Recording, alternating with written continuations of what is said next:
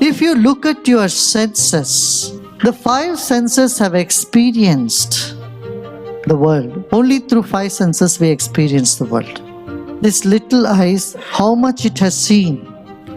You have any idea? A lot. And these little ears, how much you have heard? A lot. Through this nose, you know how much air you have taken in? Every day 10,000 liters. And this little mouth, per day what? You take around 2 kilos of food? In 1 year? About 700, 800 kilos of food.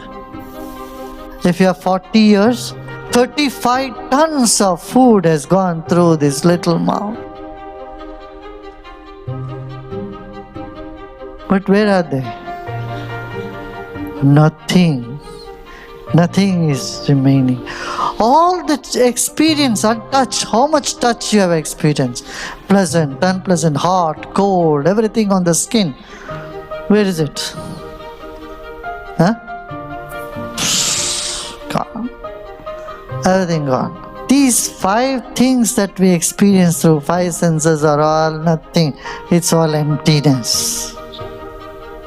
It's all emptiness. Nothing remains with you. Nothing has remained with you. Such a beautiful scene. How much can you look at it? Your eyes are like mirror. Nothing stays in it. Everything comes and they go. The mirror does not capture anything. It just reflects.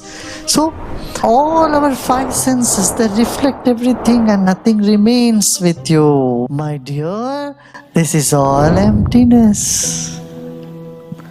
Knowing all this is emptiness, go deep and rest in your heart. Because your heart is that which is true. That stays with you. Heart means here not the physical heart, it's the feeling, the deep, subtle, beautiful inner feeling. This is all empty, like peacock feather. Peacock feather exuberates depth, but it doesn't really have. It's so light. In the same way, all the experiences are beautiful, no doubt. But it is not something that is permanent. What is permanent is you, your beautiful feeling of compassion, love. That is what. That's the reason in relationship that though people have all the physical enjoyment, it doesn't satisfy them. What they look for is something deeper. That unless there is love in a relationship, it is never satisfying, it's never complete. And that can happen only through meditation, that experience of deep love. You can go on searching outside, you won't get it there because it is all temporary experiences only. But love is something much deeper, which is in the very basis of your energy, which is very nature of your energy. What is this existence? The five elements: earth, then water, then fire, then air, and ether. It doesn't stop there. If it's only five elements, the whole planet would be just inert. But what brings life into the planet is something more than this. After these five elements, then there is mind, intellect, memory, ego, and the self. I said mind is a fraction of an atom. The size of an atom they described, you take one hair and split it into 100. And then take one of that string and again split it into 100. And then take that one hair of that and split it into 100. Then one tip of that you take again and split it into 10. That is the micro size of a particle. And you split that again 1,000 times, that is called anu, atom. And from that, you again split that into 100, that is the size of the mind. And you split that again into 10, that is the size of ego. The ego inside us is just an atomic particle.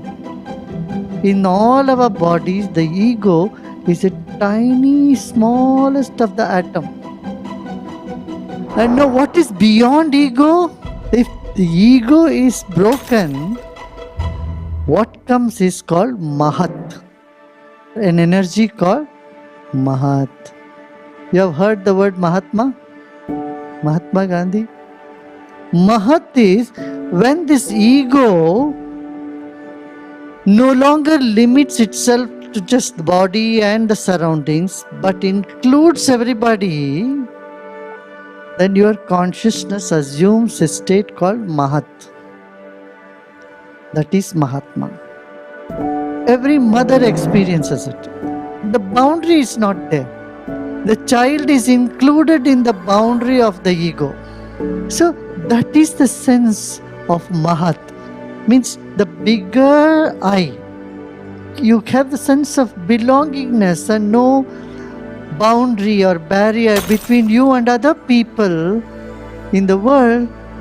You are a Mahatma. So this Mahat Tattva is there. And then beyond the Mahat is called Shiva. So Shiva is not a person sitting somewhere in the Himalayas or lived some 10,000 years back. No. Shiva is just the field, the energy. Shiva itself means, you know what? Beautiful and benevolent and so soothing. So here the intellect wants to understand what is this beautiful, soothing, wonderful, bigger energy which encompasses the whole universe, which is the intelligence of the orderliness of creation. Want to understand. And the more you understand, the more you come to a level of, I don't know. You know, life is a journey from an ugly, I don't know, to a beautiful, I don't know. See, when you are upset, even if you know, what do you say? I don't know. Don't ask me. Don't you say it or not? So, stressful mind comes up with an ugly I don't know. We move from there to a beautiful I don't know. Because the more you know that you don't know. And loving the unknown is spirituality. Falling in love with something which you don't know is spirituality.